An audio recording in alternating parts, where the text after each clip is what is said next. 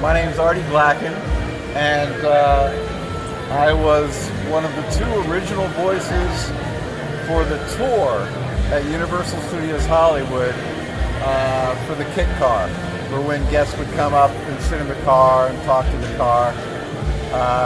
I impersonated William Daniels' voice. That was back in the 80s, when the car first went on display. Okay. I was a tour guide at Universal at the time. So there was two cars and you were part of the first car. Sorry? There was two cars and you're part of the first car. No, there was only one car. This was just, I mean, there were multiple cars, but for the tour, there was just the one. There were two voices. No, there was one car and one car left. One they car. replaced it with another car. So. Oh, really? Yeah, there was two cars. Okay. Oh, up on the tour? Yeah, I think one just got pretty well worn out, and they had to replace it. Oh, okay. Well, yeah. Yeah. I was part of the first generation of it. Yeah, because there was nothing there when you started the ride, so it has to be the first one. Right. So, yeah. Okay. Yeah. You said it's 1985. You thinking? It must have been. I think it was. So I think I started working for Universal around in '83 or '84. And we had to have been about a year into it. The show was already doing well when they put the car on display. And you know, my buddy Bob Bergen, who's a very famous voiceover actor, does a lot of great character voices. He was doing the voice. He talked me into coming into audition because I guess he thought my voice quality was similar. But we were already buddies. We were tour guides together. So I impersonated William Daniels and got the job, and next thing I know, I'm sitting in a little booth looking through 3 slats in the corner at people in the car and talking to them. And every once in a while, David Hasselhoff would come up. We did special Make-A-Wish events for kids who were ill and wanted to meet the KITT car. And I think that was probably the most special part of the whole job. Yeah. You know? You said too, you knew the show for the specs because you watched the show. But did they actually train you at all, or they just kind of relied on what you knew? Well, I already knew the show since I was, the show was filming around the lot already, and we had visited the set a lot. So we'd visit when Hasselhoff, the car, and everybody were there. But and I knew. The basics, but we did have a sheet. We didn't have a script. We had a sheet with all the specs. How fast KITT went, 0 to 60, and I can't remember any of it now. But what KITT stands for, Night Industries 2000, right? Yeah. Questions like that. Yeah. You mentioned you can operate the power windows. Yeah, we could operate things in the car, which would really thrill the kids too. And we're just in a booth, you'd never know, in a gray building with 3 slats in it. But there was a rumor going around that kids would get so excited they would pee themselves in the seats, and they had to. But that's why they put the steel plates on the floor. Is that true, or? I don't remember that, but okay. So that makes sense. I mean, you got a lot of kids. Yeah, well, I'm thinking just they're rubbing their feet on the floor. Maybe they mess up the carpet, so they just put steel. And the thing is, my voiceover booth was really right next to the bathroom. Well, if you get excited, Yeah. But anything else you want to know? You said you weren't aware of the electronics in the back of the car because you didn't really touch those. You just used the controls, the remote stuff. Yeah. Okay. Yeah. I was familiar with the interior of the cabin, but I don't remember looking in the back. The functionality of all the stuff. Yeah. I mean, we just go.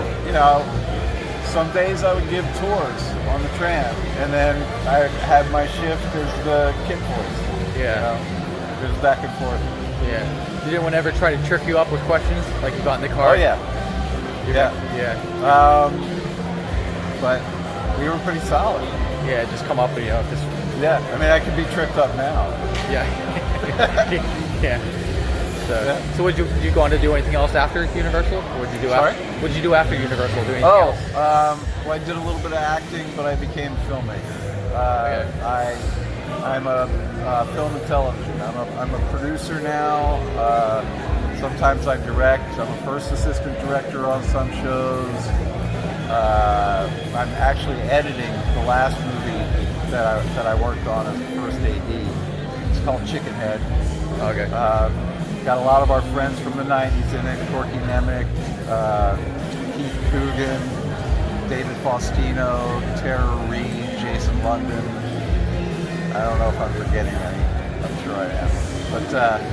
But yeah, right after Universal, I got a job working on America's Top 10 with Casey Kasem. And then I got a job working with Paul Schrader on a movie called Patty Hearst. Paul Schrader wrote and directed Raging Bull, Taxi Driver. He directed Cat People. And then I just stuck with that side of the camera because I fell in love with it, especially after working with Paul Schrader. Yeah. You know, I didn't want to. I went out there as an actor. I wasn't great on the auditions.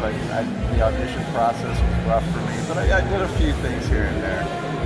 But when I worked with Paul Schrader and I started working behind the scenes, I realized that's where I wanted to be. So when the Night Rider thing came available, they just approached you, or was it like a job listing, or you just? No, someone approached me. There was another tour guide who had been working with Casey Kasem. Yeah. And he was going to take off, and he told me about it. Then with Paul Schrader, I went in because another tour guide, there were tour guide connections, was working with the casting department. I thought I'd like to help the casting department to get to know how to cast. And they said, well, you know, this director needs an assistant just for the film. And they said, I think that's really more in your wheelhouse. So I went and met him. Didn't really know who Paul Schrader was at the time or what he had done, even though after I started working with him, I got to know. And that one just set me on. So, no, I got the calls for that, which is really a blessing, man. Yeah. I mean, people... One of the best things I ever did in my life was working at Universal. Oh, really? As a tour guide, because it opened up so many different doors for me. I mean, all over. Yeah. Yeah, I've heard that story from other people that work at Universal, because you see it happening. It's almost like experience that you just get because you've seen the other people doing it. So when you walk up, it's like, okay, he's seen this guy doing this job right here, so he probably knows how to do it too, because you're around it. Right. So you're better than someone just freshly coming out of nowhere. Yeah. And because you're around it all the time. We're not only around it. We were the only ones who worked with the tour who could go down on the back lot and visit sets. You know. Oh, like I said, to learn the stuff. Yeah. Big shows, big films, and even work as like an extra in them to get to know. But for me, getting to go to all the post-production houses. I remember when we went into the sound department, and they were doing Foley and sound effects for the very first pilot episode of Miami Vice. Oh, really? Just to date myself. Yeah. And my buddy and I fell in love with the show just from the shots that we were seeing. We got to go visit scoring stage. We got to go visit directors who were on the lot, big directors. They would also arrange things like screenings of old movies, and Charlton Heston came down for The Warlord. We watched The Warlord. We talked to Charlton Heston and other directors and famous, well-known, established actors. The package that came with that job. Yeah. I have no words. I did that for about 4 or 5 years. Yeah.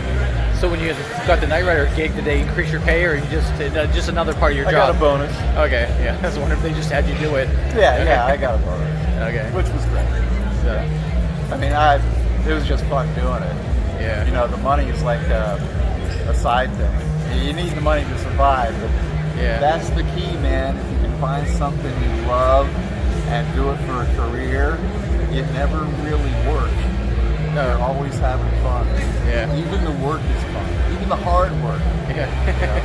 Yeah. Anyway. All right. Well, I really appreciate you. Yeah, buddy. Yeah. Thanks. Yeah. So, like I say, a lot of people were wondering who that guy was.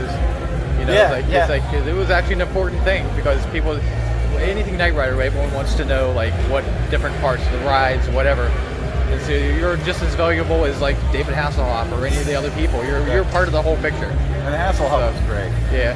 Yeah, man. So yeah, if you were on at the tour in Los Angeles, it's actually North Hollywood, but it's kind of close to Hollywood. Yeah. In the 80s, and you visited the KITT car, it was usually me you were talking to, or my buddy Bob Bergen, who is a big voiceover guy right now. But you're more percentage-wise. You're more the voice in the car. It was mostly you. Yeah, Percentage-wise, it was yeah, mostly you. yeah. He would be like a backup. Well, Or- we would tag team. I Okay. mean, there was, we all needed days off, so Oh, yeah. we'd cover so each other could have days off. Okay, yeah. Okay. All right. Well, I appreciate it. Thanks. Yeah, yeah. Okay.